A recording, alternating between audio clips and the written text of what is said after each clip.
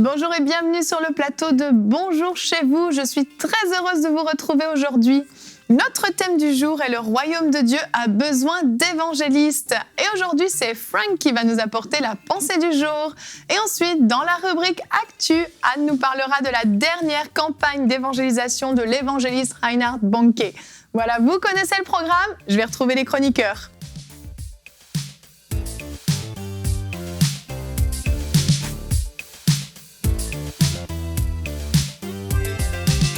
Bonjour à tous. Bonjour Evelyne. Ça va bien aujourd'hui? Oui, oui, le retour de la rubrique Actu, Anne. Le retour de l'actu.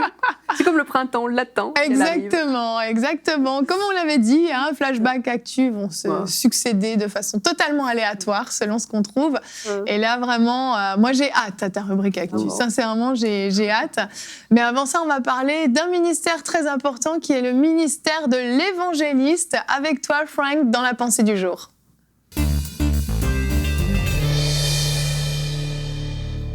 Donc Frank, le titre de ta pensée, l'évangéliste, une puissante arme de Dieu. Amen. Amen. Et on va commencer. Je voudrais m'adresser à vous qui êtes à la maison aujourd'hui. Et je voudrais vous dire, évidemment, dans votre église locale, vous savez, vous avez votre pasteur, il y a le pasteur associé, il y a des pasteurs de louanges, des pasteurs de jeunesse, des pasteurs d'enfants, des pasteurs artistiques. Il y a beaucoup de pasteurs et c'est normal de retrouver des pasteurs dans une église. Amen. Amen. Mais ce qui est plus rare, par contre, c'est de voir dans une église locale un évangéliste. Et là, on ne parle pas de des gens qui évangélisent. Il y a une différence et beaucoup de personnes sont dans la confusion par rapport à ça. Et pour regarder le ministère de l'évangéliste, on va aller ensemble dans Éphésiens chapitre 4 et le verset 11. La parole nous dit, c'est lui qui a fait don de certains comme apôtres, d'autres comme prophètes, d'autres comme évangélistes et d'autres encore comme pasteurs et enseignants. Le verset 11, on le connaît par beaucoup de personnes pas mal par cœur. Le verset 12, par contre, c'est celui-ci, je veux qu'on puisse se concentrer sur le verset 12 qui nous dit, il a fait don de ces hommes pour que ceux qui appartiennent à Dieu soient rendus aptes à accomplir leur service en vue de la construction du corps du Christ. Donc, Dieu a fait don des hommes, des apôtres, pasteurs, prophètes, évangélistes, enseignants, pasteurs, pour le perfectionnement des saints, comme nous dit la version Louis II 1910, pour le perfectionnement des saints, pour les rendre aptes à accomplir le service qu'ils doivent accomplir. Et là, c'est là qu'il y a beaucoup de confusion. Et c'est là, je crois, que les gens n'ont pas compris parfaitement le ministère de l'évangéliste. C'est mon ministère personnel à moi dans ma vie. C'est ce que je suis. Dieu m'a appelé à être un évangéliste. Et je vois qu'il y a une lacune parmi les églises francophones des évangélistes dans les églises locales, non pas pour faire des réunions d'évangélisation, mais pour former les croyants à être rendus capables à évangéliser, en fait. Et c'est le ministère de l'évangéliste auprès des croyants, c'est ce qu'il doit faire. Dieu a donné des ministères, 5 ministères, pour rendre son Église fonctionnelle à tous les niveaux. Les pasteurs pour avoir un cœur pour ses brebis, pour pouvoir les guérir leurs blessures, les enseigner, l'enseignant pour pouvoir apporter un enseignement profond, les prophètes pour apporter les gens vers le cœur de Dieu. Vraiment, chaque ministère a sa force. Et l'évangéliste, parmi l'Église locale, est là pour pouvoir communiquer son fardeau, le cœur qu'il a pour les perdus. C'est quelqu'un qui va régulièrement, à tous les jours, en fait, il va penser aux gens autour de lui. Comment est-ce que je peux rejoindre le monde efficacement? Comment est-ce que je peux rejoindre davantage les perdus? C'est quelqu'un, c'est pas explicable, c'est quelque chose que Dieu a mis dans l'évangéliste. Et puis lui, qu'est-ce qu'il va faire au sein de l'Église locale? Il va rendre les gens capables et il va transférer le fardeau qu'il a sur les croyants, sur ceux qui sont là. Il va leur parler des perdus. Il va leur parler à quel point c'est le cœur de Dieu, que Jésus, oui, est venu mourir pas juste pour qu'on soit bien et heureux, parce que dans l'Église locale, on est rendu des professionnels à faire toutes sortes de programmes pour que ça soit agréable pour nous, pour qu'on soit entre frères et sœurs. Mais la première des choses que Dieu veut, c'est de l'évangélisation, je vous le garantis. C'est vraiment la première des choses. Et l'évangéliste est utilisé dans les églises locales. On fait appel à lui pour des réunions de guérison, pour que les chrétiens puissent être guéris, et c'est bien, parce que oui, l'évangéliste, c'est une des choses qu'on va voir qui est associée beaucoup à lui, c'est des guérisons. Mais l'évangéliste n'est pas là pour les chrétiens, premièrement. Il est là pour les chrétiens, pour comme je dis, les encourager à évangéliser, mais il est là pour rejoindre les perdus. Donc, l'évangéliste, il a un côté de son ministère. Il va faire des campagnes d'évangélisation, il va organiser des soirées, toutes sortes ça peut être des concerts d'évangélisation, des choses où est-ce qu'il va apporter le message du salut aux gens qui sont nouveaux, pour aller pouvoir les voir se donner à Christ. Oui, il va prêcher que Jésus est mort pour pardonner les péchés du monde entier. Par ses meurtrissures, nous avons été guéris. Il va dire toutes ces choses-là et c'est vrai.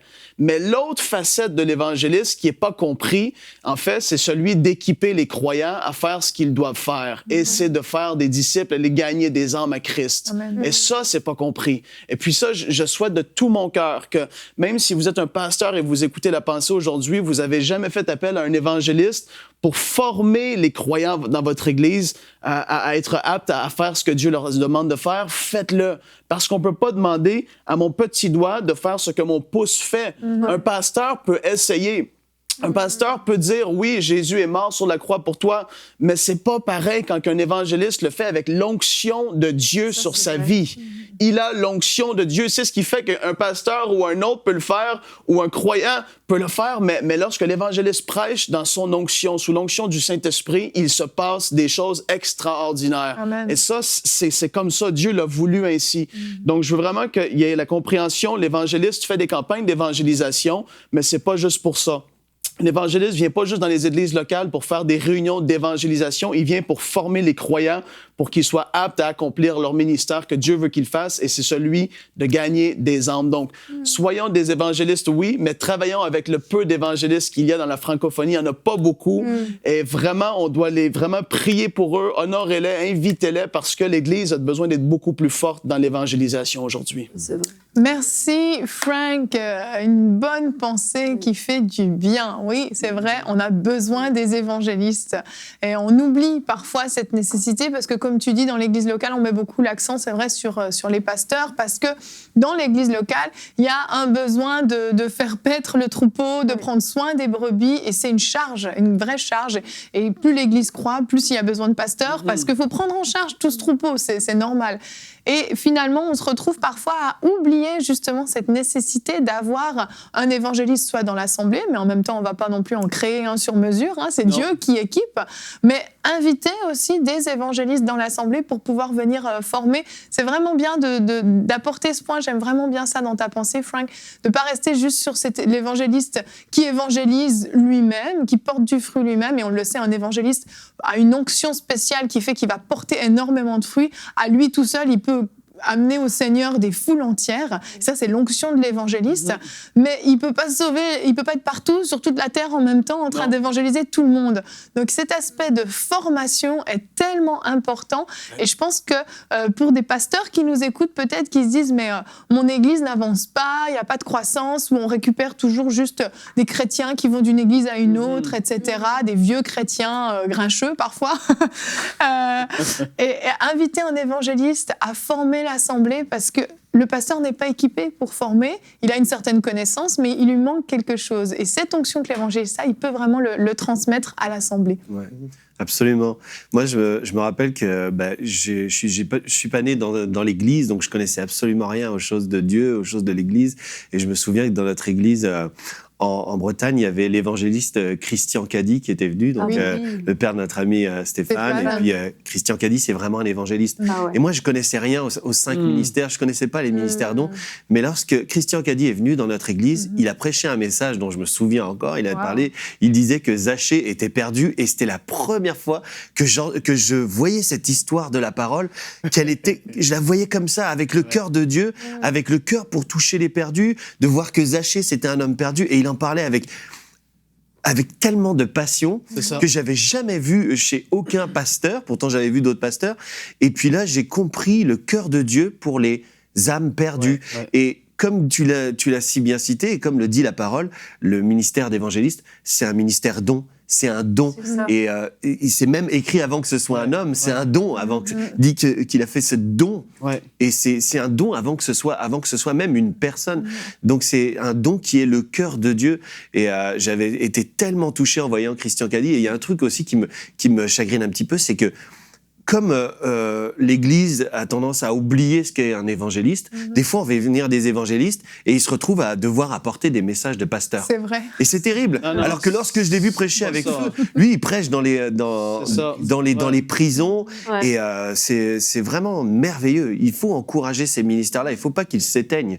Il ne faut pas les Mettre dans un moule. Ouais, en c'est fait. ça, parce qu'ils sont dans leur onction, c'est quand ils sont comme ça. Oui. Ben, tu as dit le mot, mais c'est exactement ça. C'est la passion qu'un évangéliste va avoir pour les perdus. Tu peux pas imiter ça. Non. Et quand on entend, et tu vois des gens, comme tu vas parler de Reinhard Bonnke tout à l'heure, des évangélistes, il y a une passion qui est là, qui se transmet, qui se communique au peuple de Dieu, qui fait que les gens, ils sortent de la réunion. Et là, ils se mettent à penser autour d'eux, mais je dois évangéliser. Et oui, ça. on est appelés à être tous des évangélistes, mais là, on parle du ministère de l'évangéliste, le ministère don. Et puis ça, c'est ça. Il n'y a pas de mots à le dire. C'est inimitable. C'est une passion qui est là. C'est parce que Dieu a mis ça en eux. Puis ça se communique d'une façon... Moi, je trouve ça extraordinaire. J'aime vraiment... Tu vois, Frank, tu disais, par exemple, dans ta pensée qu'il n'y en avait pas beaucoup dans la francophonie. Puis ça, c'est vrai. Je pense qu'il n'y en a pas plusieurs qui sont connus, mais je crois, en fait, qu'il y en a beaucoup parce que Dieu donne des dons à l'Église.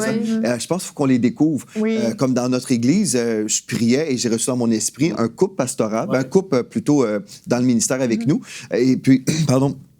vraiment, ce couple enseigne tous les dimanches matins avant le culte de 10h. Donc, de 9h à 9h45, on a un temps de formation pour les brebis, parce que souvent, si on fait appel à un évangéliste, il va venir peut-être une fin de semaine, mais après une fin de semaine, on peut donner quand Et même. il faut entretenir cette Et c'est flamme, en ça. fait. Je pense dans les églises, si les pasteurs cherchent la face de Dieu pour savoir, Seigneur, est-ce que tu nous as envoyé quelqu'un ici qui est déjà appelé à ce ministère-là, bien là, l'évangéliste va pouvoir être célébré dans sa maison, il va être épanoui personnellement aussi, mais après, il se forme aussi, et après, il va être envoyé ailleurs, et puis il va avoir un impact dans l'église avec un grand E. Mais si on se dit, j'ai besoin d'avoir de l'argent pour inviter quelqu'un de l'extérieur, des fois, on se limite dans nos églises, mais je crois, non, Dieu nous donne à l'église locale, l'église avec un grand E, il nous donne des évangélistes comme des apôtres, des prophètes, des enseignants.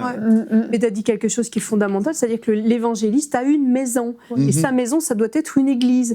Et le problème, c'est que beaucoup d'évangélistes se sont retrouvés complètement limités parce qu'il n'y avait pas de maison qui le prenait en charge.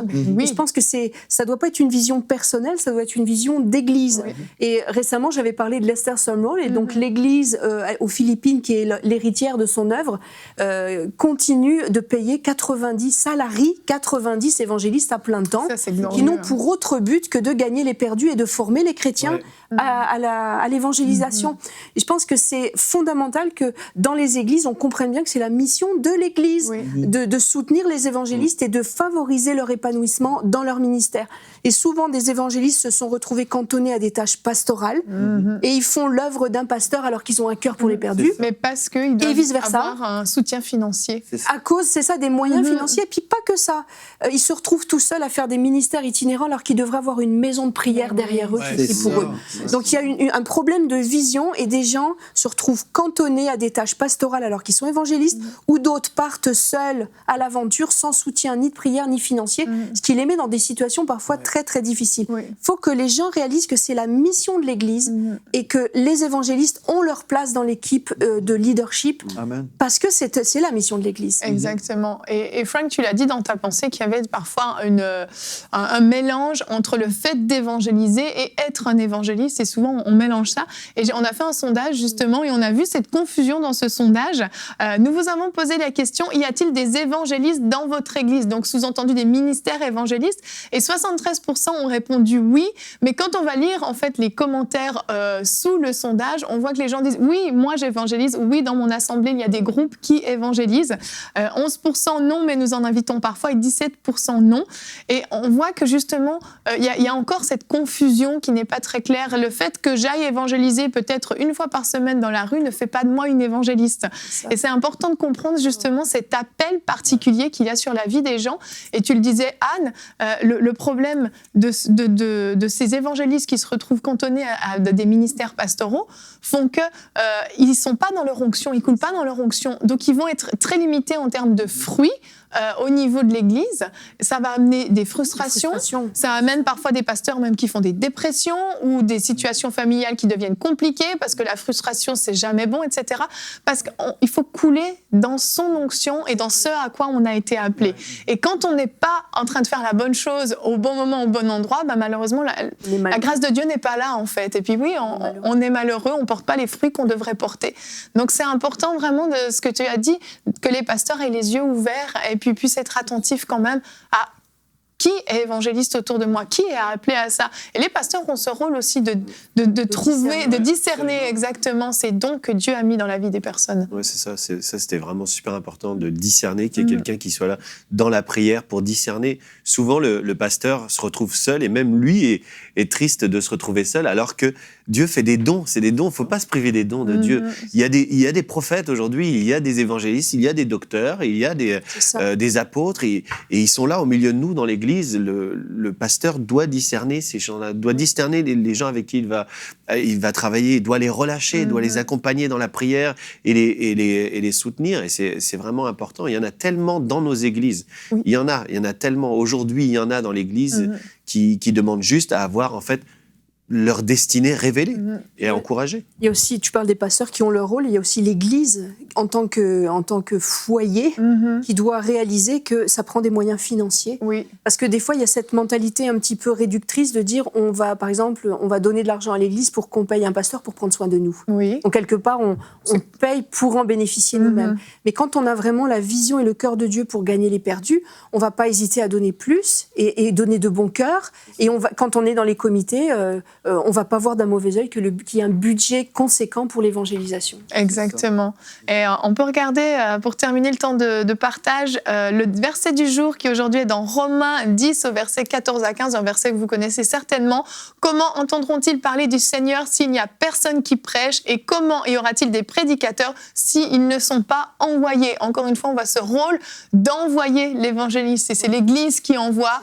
C'est vraiment ce rôle qu'a l'Église et ça, on est tous concernés par ce thème-là. En terminant vite fait, Evelyne, je veux juste dire, c'est encourageant de voir qu'est-ce qui se passe autant dans le milieu anglophone. Là, ça commence à débloquer dans le milieu francophone, mais il commence à y avoir de plus en plus des week-ends, des conférences pour que les gens puissent être formés à l'évangélisation. Ça commence tout juste, ça fait pas 20 ans que c'est là, mais de plus en plus, on commence à en voir, puis ça, c'est encourageant. Et puis les gens, d'être à l'affût, voir sur Internet s'ils peuvent voir qu'est-ce qui se passe un peu autour d'eux. Oui. Des fois, se connecter à des week-ends comme ça peut être très bénéfique pour eux. Ça peut vraiment mettre une flamme en eux qui va les pousser à évangéliser. Tout à fait, exactement. Surtout, par exemple, si ce groupe qui se rencontre est appuyé par l'Église locale. Oui. Parce qu'il y a beaucoup de nouveaux groupes qui sont des groupes anti-Église. Non, c'est pas des... C'est ça. Il faut choisir là où on se forme. L'évangéliste qui est dans une maison en parle avec son leadership spirituel parce que le leader veut le bien-être de l'Église. Exactement. J'ajoute mon petit commentaire. Ton petit commentaire de pasteur. T'as raison. On va continuer maintenant en regardant la vie d'un grand homme, Reinhard Bonnke. On va passer à la rubrique Actu. Anne, c'est une rubrique, un thème de la rubrique Actu qui me tient personnellement particulièrement à cœur parce que j'aime vraiment énormément Reinhard Bonnke. Quand je lis sa biographie, je pleure, je pense, à chaque page.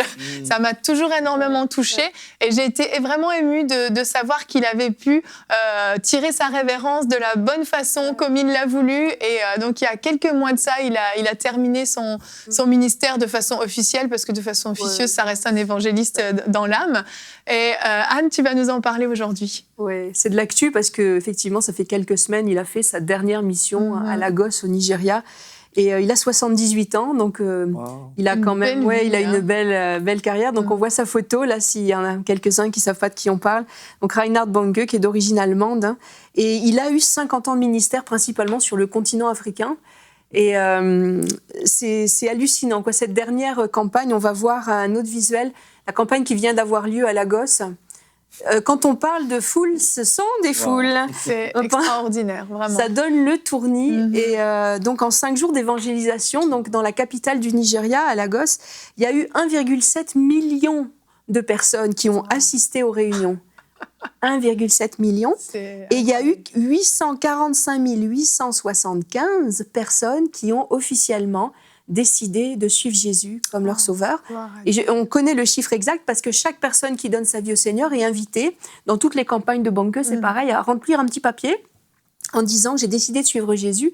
Et tous ces petits papiers-là sont récupérés par les équipes de la campagne et sont immédiatement rentrés. Ils ont un système informatique. Donc, ils rentrent et ils savent en temps réel combien de personnes se sont décidées de suivre Jésus. Et ils les répartissent dans des Et églises ils les locales en répartissent. plus. Il y a un suivi. Exactement. Et là, ils se sont répartis dans 8000 églises participantes.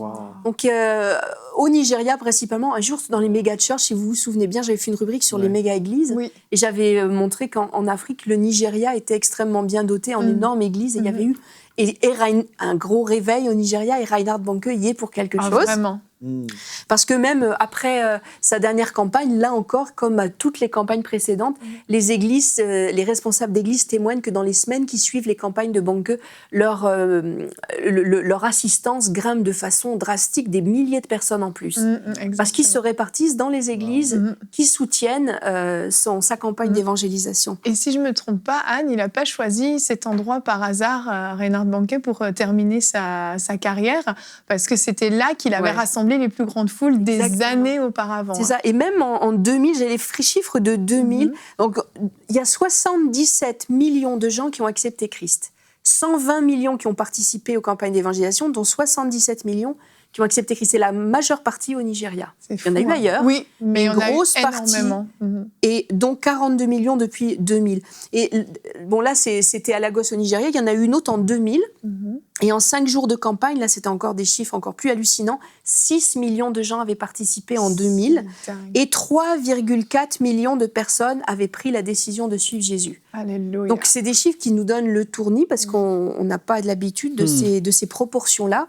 Mais oui, depuis 1974, 77 millions. Et même si vous allez sur le site de son ministère, il est accessible. Donc, c'est Christ pour toutes les nations.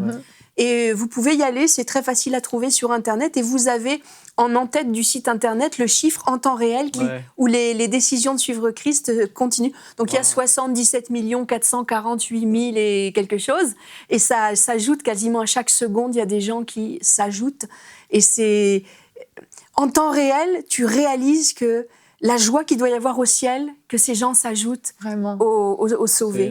C'est énorme et tu t'en rends compte en regardant le site. Je vous encourage vraiment, si vous nous écoutez ce matin, aujourd'hui, à aller écouter, à aller regarder, écouter les vidéos de Bonnke et regarder sur ce site de Christ pour toutes les nations. C'est vraiment très inspirant aussi de voir les photos. Oui. Il y a des miracles, il y a des guérisons. Là encore, c'est son successeur, Daniel Kolanda, qui a pris la suite. Et cette semaine encore, il terminait une campagne au Nigeria, à Calabar. Et là, il y a eu aussi des guérisons. Un enfant sourd-muet qui a été guéri, une paralytique. Il y a eu vraiment des choses impressionnantes. Allez voir le site de Christ pour toutes les nations. C'est très inspirant. C'est ça, là, tu parles de Daniel Kolanda. C'est pas le but de la rubrique Actu, mais c'est important quand même de le dire. C'est que Reinhard Bonnke a réussi à faire un transfert quand même. Voilà, on a sa Tu vas photo, en parler. Peut-être que je te devance. Non, vas-y, c'est pas grave, on peut en parler maintenant. A réussi à faire quand même un transfert parfaitement réussi. Exactement. Il a transmis le flambeau. Et l'onction qui accompagne Reinhard Bonnke accompagne Daniel Kolanda aussi. C'est ça qui est extraordinaire. Et voilà, donc on le voit en photo. Donc c'est Daniel Kolanda qui a suivi pendant plusieurs années Reinhard Bonnke dans ses campagnes et qui est vraiment devenu son dauphin, son Timothée. Et officiellement, donc depuis le mois de novembre, c'est Daniel Kolanda qui est en charge des campagnes d'évangélisation de Christ pour toutes les nations.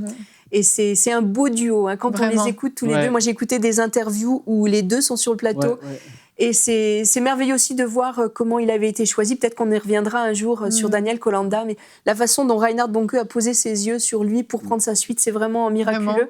Et c'est une œuvre magnifique et on voit que c'est pas l'œuvre d'un homme, mais c'est l'œuvre de Christ. Amen. Et d'ailleurs, Reinhard Bonnke est très caractéristique pour son humilité. Et à chaque fois, moi, quand j'ai regardé des interviews de lui, il dit mais toute la gloire à Dieu. Il le dit de tout son cœur, de toutes ses tripes, que toute la gloire revienne à Dieu.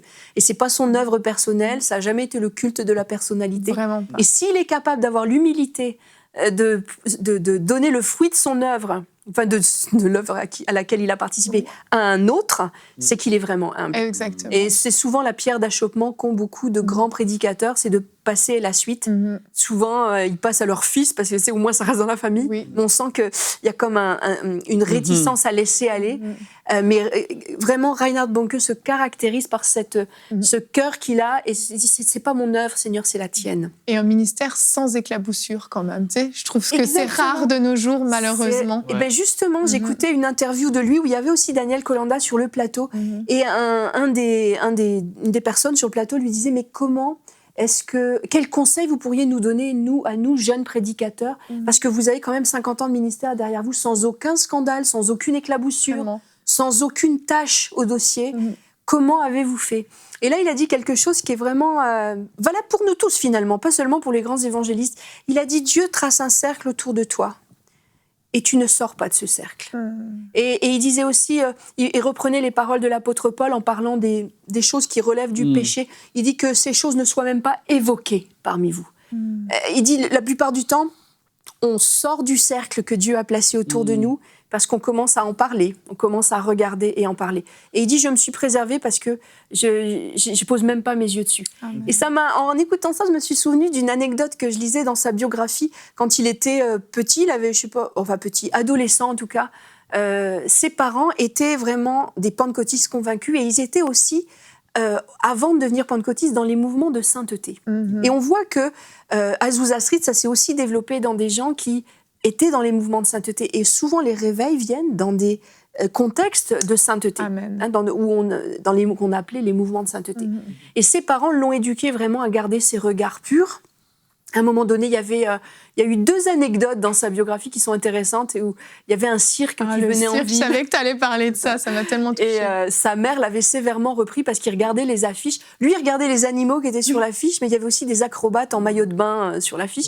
Et sa mère l'avait sévèrement repris en lui disant, mais si tu poses tes yeux sur ces choses-là, ce sont les choses que le diable suscite pour faire tomber les hommes. Oui, Et il devait avoir 12 ou 13 ans à l'époque. Et peut-être 2 ans plus tard, il avait 14 ans, sur le drapeau, vous savez, chaque ville a un fanion avec un symbole. Et sur le drapeau de la ville où il était à l'époque, il y avait une femme nue sur le drapeau. Et il avait parlé à son père. Il avait dit, mais papa, ça te choque pas? Son père était pasteur pentecôtiste. Ça te choque pas, ce drapeau-là? Il avait dit, je le regarde même pas. Donc vraiment, il a été éduqué dès le départ à garder ses regards purs. Et effectivement, il a un dossier sans tâche, jamais de dérapage. Il est fidèle à sa femme, Annie, qui l'a accompagné dans toutes ces années de ministère. C'est un papa de 3 enfants et il s'est gardé tout au long de son ministère. Amen. Ouais. Pour moi, Anne, est-ce que ces réunions, ces croisades, est-ce que c'était les plus grandes foules qu'on a vues dans l'histoire, ou savez-vous? Je pense que oui, Je mais il y en pense a aussi. d'autres aussi qui ont eu des campagnes. Mais quand on voit les chiffres au Nigeria, c'est hallucinant. Quand tu vois qu'en 5 jours, il y a 6 millions de gens qui sont venus, c'est quand même des chiffres hallucinants. En tout cas, on est dans les records. On est dans les Je pense. records. Parce que- S'il n'a pas le record, il est dans les top 3. Là. Une des choses que je trouve intéressante, en fait, c'est que Reinhard Bonnke a un message particulier. Il prêchait que Jésus sauve, guérit et baptise de du l'Esprit. Saint-Esprit. Je trouve ça spécial parce qu'il y a des fois des gens qui disent « Ah, ben on ne croit plus aujourd'hui dans le baptême du Saint-Esprit. Puis je vois ceux que Dieu choisit là, vraiment pour prêcher son évangile, bien, Jésus sauve, guérit et baptise du Saint-Esprit. Amen. L'évangile ne change pas. Il a Vraiment. été baptisé du Saint-Esprit très jeune, Reinhard Bonnke. Et c'était une famille pentecôtiste, je le rappelle. C'était, la famille est devenue pentecôtiste quand le grand-père avait été miraculeusement guéri par un évangéliste de passage. Et d'où venait cet évangéliste? d'Azusa Street. Exactement. C'était un gars d'origine allemande qui avait immigré aux États-Unis. Et dans les années, je pense que c'était en 1922, il est revenu en Allemagne pour évangéliser. Mais c'était un gars qui avait été contaminé, je ne sais pas d'autres termes, qui avait été vraiment imprégné par toute l'effusion de l'esprit d'Azusa Street. Et quand il est arrivé, il s'est, entre guillemets, perdu. Il est arrivé dans un village, il a cherché son chemin. Et c'est le boulanger qui est sorti, il a commencé à parler. Et un peu pour le piéger en disant « Ah ouais, Vous guérissez les malades. guérissez les malades ». Et en fait, il l'a envoyé vers le malade le pire du village. Et c'était le grand-père de Reinhard Bonnke, qui était au lit, qui souffrait terriblement de rhumatisme, à tel point qu'il hurlait dans son lit. On l'entendait même dans le village. Et donc, c'est l'évangéliste Graf, qui est allé Ludwig Graf, je crois. Oui, son c'est prénom, ça. qui est allé, qui a prié, il a été instantanément guéri. Donc toute la famille s'est réveillée. Je ne veux pas dire convertie parce qu'ils aimaient déjà Dieu, ils étaient luthériens mais vraiment pratiquants, ils aimaient Dieu. Mais là, il y a eu un réveil puissant qui est arrivé dans la famille. Et Reinhard Bonnke, dans sa biographie, le dit d'ailleurs que ce qu'il a reçu, lui, il le doit au réveil d'Azusa Street et à Ludwig Graf. Il en est vraiment conscient. Il en est très conscient et il rend même grâce à Dieu pour le ministère de cet évangéliste Graf. Et il dit, même si... Lui, il disait, il fait la comparaison entre la tondeuse à gazon et la moissonneuse batteuse. Parce que l'évangéliste Graf disait, c'est comme une tondeuse à gazon, tu passes sur une petite pelouse, puis tu coupes l'herbe. Et Reinhard Bonnke a dit, c'est pour ça qu'il y a eu aussi peu de résultats, mais il dit, moi je vois la moissonneuse batteuse qui moissonne des champs. C'est ce qu'il a fait. Mais malgré tout, cet homme, même s'il a fait peu apparemment de fruits, Reinhard Bonnke, c'est quand même le fruit du ministère de cet homme. Et il a l'honnêteté de reconnaître le fruit qu'a porté cet homme dans sa vie. Amen. Et que s'il est ce qu'il est, c'est que Ludwig Graf a semé dans sa vie. Et donc je disais, il a été baptisé du Saint-Esprit très jeune, parce que son père était baptisé de l'Esprit, sa mère l'a été un peu plus tard, et il a vu la transformation dans sa mère. Et il a aspiré à recevoir le baptême du Saint-Esprit, et il s'est mis vraiment à prier, puis il voulait aller aux réunions, c'était un petit garçon qui le voulait. Il avait soif. Et la nuit où sa mère a été baptisée du Saint-Esprit, il dormait tellement profondément qu'il n'a pas entendu, mais c'est ses frères, toute la famille était réveillée, et il a vu ce que ça a fait chez sa maman, il a aspiré au baptême du Saint-Esprit, et il l'a reçu à 11 ans. C'est un enfant qui a été précoce. Mais je veux dire, j'avais ses propres paroles quand il parle de son baptême dans le Saint-Esprit. Je ne sais plus où c'était, mais j'ai trop de fiches. Non, mais c'est parce que je veux avoir la matière. Je reçus un flot dans mon esprit, un flot pur de lumière et d'amour. Il a 11 ans, je rappelle. Je reçus dans mon esprit un flot pur de lumière et d'amour venant du trône de Dieu. Il coula sur moi et traversa tout mon être en même temps. C'était plus fort qu'une décharge électrique. C'était comme si toutes les cellules de mon corps avaient été sauvées, guéries et chargées d'une puissance divine. Et ensuite, il dit, c'est comme une transfusion de pensées. Il dit, mes pensées étaient remplacées par une communication des pensées pures et célestes qui n'étaient tout simplement pas les miennes. Sous cette influence, je ne retenais rien contre quiconque m'avait fait du tort. Aucune persécution, aucune insulte, aucun acte de dénigrement, aucune incompréhension ne pouvait trouver place pour l'amertume dans mon cœur débordant. Le pardon était aussi facile que de respirer. Voilà ce qui s'est passé quand il a reçu le baptême dans le Saint-Esprit. Pourquoi ne pas vouloir Ça fait envie. Et d'ailleurs, il a prêché pour la première fois, il avait 15 ans, et quand il n'avait jamais prêché de sa vie, mais il est arrivé vraiment conduit par l'Esprit à Tottstedt avec un ami qui s'appelait Manfred. Ils sont allés tous les deux, les petits ados, là, prêcher, un peu au culot. Et dès qu'ils ont commencé à prêcher, l'Esprit s'est répandu et c'était comme s'il y avait une pluie sur l'assistance et les gens se sont mis à pleurer. Il y a eu des conversions et vraiment des choses incroyables, vraiment merveilleuses qui se sont produites. C'était un homme rempli de l'amour de Christ, rempli de l'Esprit de Dieu, et les deux choses étaient intimement liées comme on vient de le voir dans ses paroles. Et il était très précoce. Hein. Oui, vraiment. C'est drôle cette humilité aussi. On voit dans son livre qu'il dit qu'il n'était pas le choix... Qu'il n'était pas le premier choix. Je pense que ça place dans... Tu sais, de reconnaître que Dieu puisse te dire ça, que tu n'étais pas mon premier choix. Et puis, c'est là aussi certainement où il s'est dit que, bien, moi, je vais répondre à l'appel de Dieu. J'étais pas son choix, mais il m'a quand même choisi. Je vais répondre à l'appel de Dieu. Je pense que c'est justement ça qui a fait qu'il a été aussi obéissant à Dieu, parce qu'il était l'avant-dernier de 6 enfants. Et la dernière, c'était sa petite sœur. Donc, il était celui qui était un petit peu négligé, le petit, en tout cas aux yeux de son père. C'était le mouton noir. C'était le petit mouton noir. C'était le petit de la mouton famille, noir, et le père le méprisait un peu. Les grands frères se moquaient beaucoup de lui, parce que comme il a reçu un appel pour prêcher, à 11 ans, il a eu la conviction que Dieu l'appelait à servir en Afrique. Et quand il en a parlé à son papa s'est moqué de lui. Ses frères se sont moqués de lui.